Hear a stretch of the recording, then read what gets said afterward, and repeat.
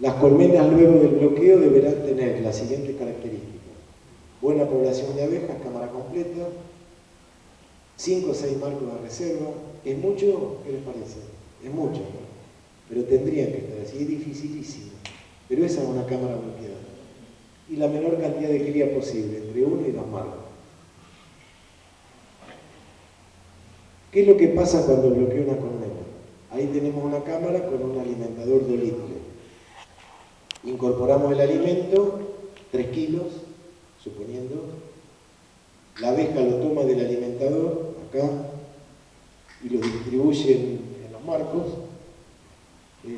Pero nosotros ahí sabíamos que había una pérdida de alimento. Hay evaporación, hay consumo y hay un gasto en el metabolismo. La abeja, en el metabolismo, energía, en las funciones vitales, en la respiración, en la digestión, pero no sabíamos cuánto era. Ahí lo empieza a distribuir en la colmena y va ocupando los espacios de postura. Esta es una cámara que está bastante bien bloqueada, fíjense que ahí tengo 3 marcos llenos de miel y del otro lado también había marcos ocupados. La reina la va encerrando y no le van dando espacio para que ponga más huevos. ¿De qué va a depender esto? Del clima. Si voy un día como hoy, yo, a echar 3 kilos de sucrodex o de jarabe, ¿qué pasa? Se lo van a comer. Y van a salir a volar y van a traer polen y van a poner la reina. Entonces en cada zona hay que tratar de determinar el momento de salir de bloquear. ¿Cuándo va a empezar a hacer frío? ¿La semana que viene? Y bueno, 3 días antes salgo a alimentar. Es dificilísimo. Pero hay que buscar, mirando los pronósticos, viendo la estadística de la zona, buscar el momento para que ese jarabe lo acopien y no se lo coma. Y después sea peor todavía, porque después voy a tener más cría y voy a tener más alimento que dar para que no se muera. Cantidad de reserva, no es lo mismo bloquear una cámara seca que una cámara con 3 o 4 marcos. ¿Y de qué va a depender eso? Que yo la baje a cámara temprano. Si yo me quedo en febrero y marzo con el alza arriba, esa colmena va a estar con la miel desparramada por todos lados y un montón de cría. Bajado a cámara. Intervalos de alimentación, que decía hoy, tengo que ir seguido a alimentar, y cantidad de abejas y cría. ¿Qué pasa con el alimento? El alimento se transforma en esto. Dióxido de carbono, agua y energía. La energía es para el calor, para producir calor y para las actividades de la abeja. Cuando arrancamos, la apicultura nos enseñaron que el néctar lo producía una planta a partir del dióxido de carbono, el agua del suelo y la energía del sol. La abeja termina transformando la miel o el alimento que yo le doy es lo mismo que empezó el ciclo en el néctar en la planta. ¿Sí? El agua la vemos porque vieron que las entretapas aparecen mojadas a veces, o los techos, es el agua de evaporación del consumo de alimento.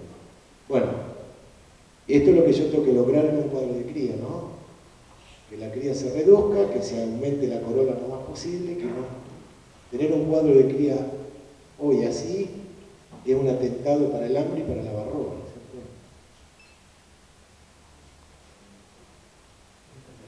Este cuadro, esta foto la fui hace 2 años a Chile porque tenían un problema tienen el problema gravísimo de a fin de temporada se mueren las colmenas de hambre, pero se mueren así, llenas de polen en los cuadros de cría y llenas de polen en el alza, porque se corta la entrada de néctar, pero la entrada de polen es tremenda por las especies que tienen ellos. Esto es lo que no queremos que pase. Queremos que la cría esté lo más chica posible y que en vez de una corona de polen tan grande haya miel. Acá hay una cámara bloqueada en marzo y estas son las reservas medidas el 28 de julio del año, o sea, en marzo del 2011, y estas fueron las reservas en julio. O sea, es una colmena que se dan cuenta que las reservas son viejas, ya está seco, pero hay unos cuantos marcos todavía que han comido. Bueno, esto lo conocen todos, es la misma, una colmena del mismo apiario que no fue bloqueada y se está muriendo de hambre. Bien, ¿voy muy rápido? No. Bueno. Relación de la cría de otoño con la construcción de reservas corporales. Ustedes saben que la abeja que nace en otoño es la abeja que vive todo el invierno, porque es la única que tiene la capacidad de guardar proteínas en los cuerpos adiposos que tiene el abdomen. Entonces, ¿qué pasa? Si yo hago que la cría baje de golpe a fin de temporada, todo el polen que ingrese va a ser para esa abeja nueva, para esa abeja recién nacida. Entonces, le llamamos nosotros una abeja, se va a hacer una abeja gorda, va a tener buena reserva y va a pasar el invierno. Porque toda la proteína va a estar direccionada a esa abeja. Esa abeja va a ser una abeja que va a pasar el invierno y me va a poder criar el primer ciclo de cría, procefalidad real, incluso hacerse peculiador a la fuerza en alguna floración explosiva y no morirse. Todo lo contrario es cuando tenemos, no bajamos la cría porque dejamos el cajón, porque no bloqueamos, entonces sigue habiendo cría, toda la proteína que ingrese a la colmena, ¿para quién va a ir? Para la cría, porque la cría consume un montón de proteína de polen. Por lo tanto, la abeja nueva no va a poder formar reserva, va a ser una abeja flaca, como le decimos. Y esa abeja es la abeja que cuando sale del invierno se muere. A nosotros nos pasa en septiembre allá. Vamos al campo y nos encontramos con abeja muerta en la piquera y justo en septiembre fumigan los trigos, pero la fumigan con herbicida y los productores le echan la culpa, están fumigando los trigos, por eso está la abeja muerta. No, por lo general el problema es falta de proteína. Lamentablemente todavía no tenemos ajustada una técnica para medir las proteínas corporales, pero estamos trabajando en eso y veremos si podemos hacer algún ensayo este año para tener algún dato más preciso. Bueno, aparte si tenemos cría, tenemos este bichito, que es el peor enemigo que existe para la colmena, el que más daño causa, que es el varroa. Entonces es más difícil de hacer un tratamiento. Acá hay una foto del corte de un abdomen. Lo que ven a la derecha es una abeja con muchas reservas proteicas en el cuerpo, y lo que ven a la izquierda es una abeja, como le llamamos flaca, sin reserva.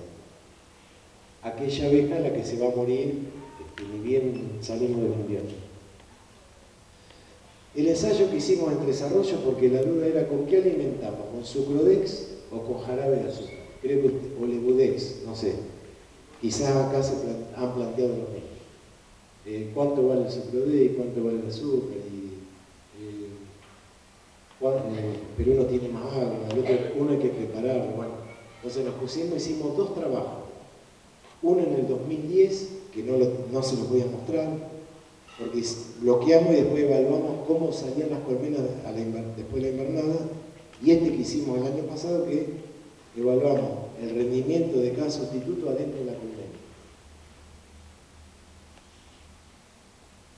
La finalidad del trabajo era sencilla: pesar una cámara de cría, alimentarla, sabiendo cuánta cría, cuánta abeja tenía, y volverla a pesar a las 48 horas, que era el tiempo que la abeja se llevaba todo el alimento del alimentador a los marcos.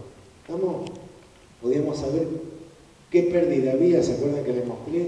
Que había evaporación, gasto metabólico y consumo. Bueno, podíamos saber eso. Entonces, los dos productos que comparábamos eran el sucrodex y la sacarosa. La diferencia más notable es que el sucrodex tiene 23% de agua y el jarabe tiene el 34%, más del 34%, porque le agregamos nosotros. Estamos hablando de un jarabe al 66%, 2 partes de azúcar y 1 de agua. No hay otra manera de preparar jarabe. No existe ni al 50 ni al 40, es al 66. Para alimentar, para estimular. Si lo preparamos más diluido, seguramente vamos a tener un problema grave de no-se-nos. Bueno, tiene diferencia en los azúcares. El sucrodex tiene fructosa, que a la abeja no le gusta mucho. Y los precios, yo puse los precios de este año. El sucrodex este año lo compramos a 3,70 el kilo, y el jarabe, el kilo de jarabe, no el litro, ni el kilo de azúcar. El kilo de jarabe, calculando que una bolsa de azúcar vale, que el kilo de azúcar vale 5 pesos, nos cuesta aproximadamente 3,30. ¿Por qué? Porque con una bolsa de 50 kilos preparamos 60 litros de jarabe. que son aproximadamente 76, 77 kilos. ¿Sí?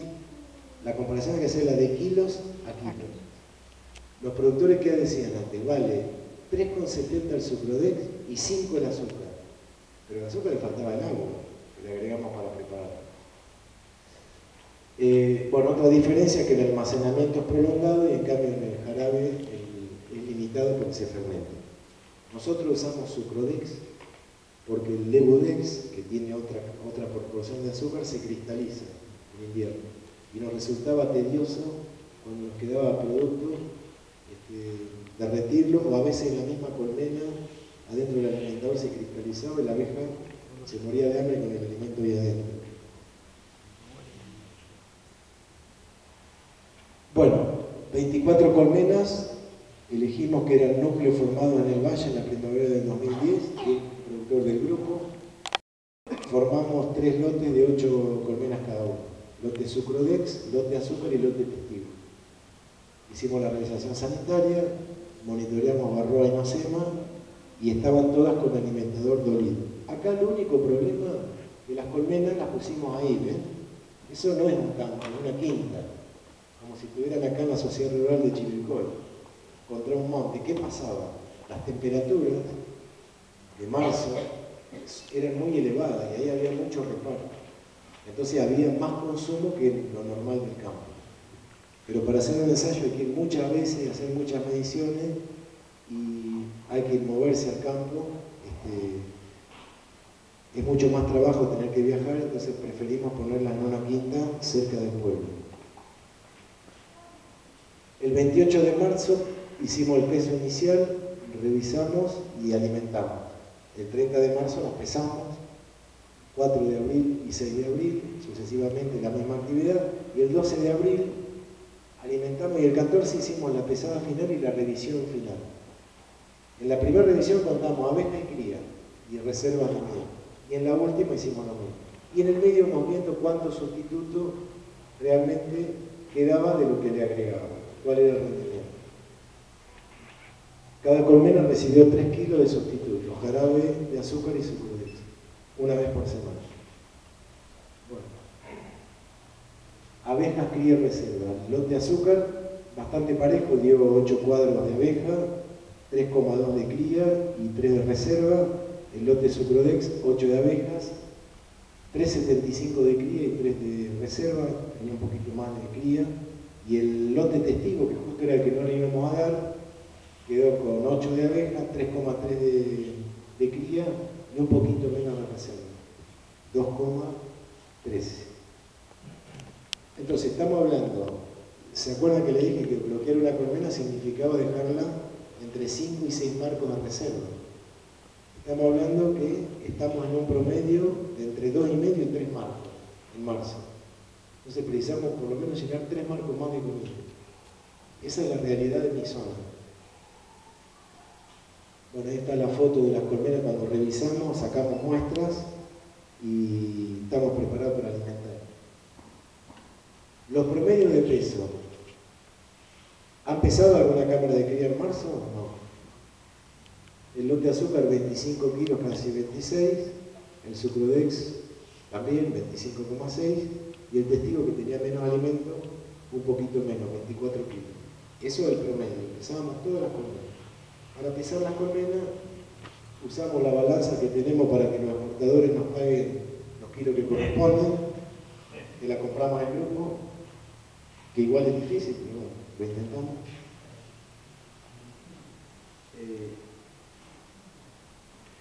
Entonces, así se entretienen, les muestro con una soguita, muy sencillo, con una manita, tomamos la cámara y la levantamos. ¿Qué teníamos que tener en cuenta de pesar las colmenas en las mismas condiciones? O sea, si íbamos a las 3 de la tarde y había 22 grados de temperatura, había un montón de abejas volando.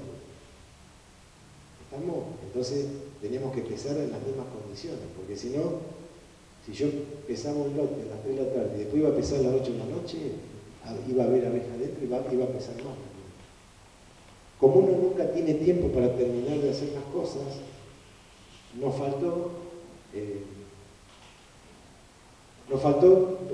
hacer esa diferencia, pesar varias cámaras a las 2 de la tarde y de noche ir y esas mismas cámaras pesarlas y ver lo que representa el peso de la abeja dentro de la colmena.